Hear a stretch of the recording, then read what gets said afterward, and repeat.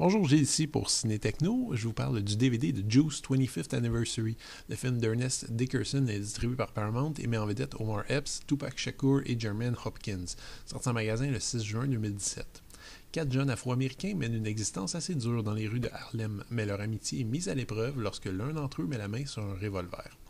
Le début des années 90 représente une sorte d'âge d'or de la culture afro-américaine dans la culture populaire alors que le hip-hop connaît une montée phénoménale et que les films socialement engagés de Spike Lee, John Singleton et les frères Hughes connaissent des succès inespérés. Comme tout bon phénomène populaire, le sens et le message de ces films ont été vite phagocytés par les corporations médiatiques américaines, mais pendant un bref instant au début des années 90, le public a été confronté à de sérieuses questions sur la place des Noirs aux États-Unis et sur le sentiment de rage et d'injustice qui habite toute une génération.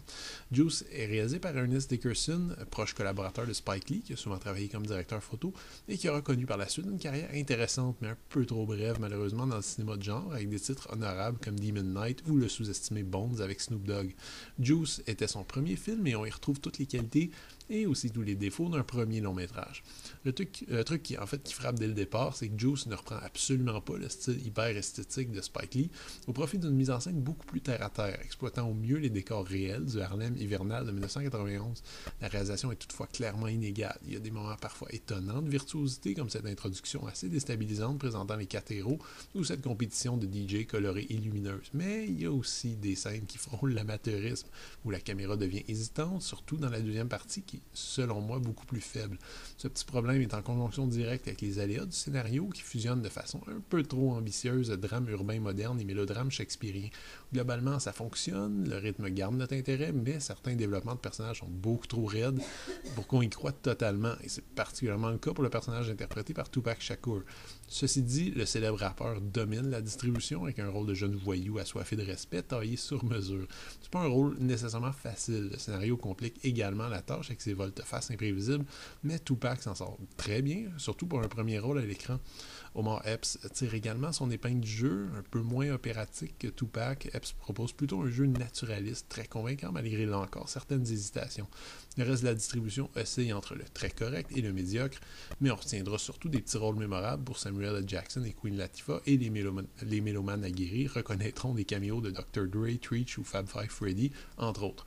C'est un film à petit budget, en fait à tout petit budget, il manque de moyens, paraît assez vite, mais Juice a le cœur à la bonne place, un casting intéressant, et propose une vision crédible et fascinante du milieu afro-américain des années 90. Ne serait-ce que comme voyage dans le temps d'1 heure et demie, Juice vaut le coup d'être vu 25 ans après sa sortie. Le film est présenté à 1:78 anamorphique avec piste audio en anglais 5.1 et espagnol 2.0, sous-titres optionnels dans ces langues ainsi qu'en français. On trouve une belle sélection de bonus ici, les fans seront bien heureux. Le disque contient donc une piste de commentaires du réalisateur, un making-of rétrospectif, une featurette sur le casting, une featurette sur la musique excellente du film et une entrevue d'époque avec les interprètes principaux. Je retiendrai surtout le making-of dans lequel le réalisateur explique la fin originale du film, franchement meilleure, qui a dû être malheureusement retravaillée à la demande du studio. Juice a pris quand même pas mal de rides avec le temps et la mise en scène parfois approximative d'Ernest Dickerson n'aide pas à la crédibilité de l'ensemble. Ceci étant dit, le milieu est dépeint avec brio, les performances variées gardent l'intérêt, même si le scénario ressasse des thèmes un peu éculés.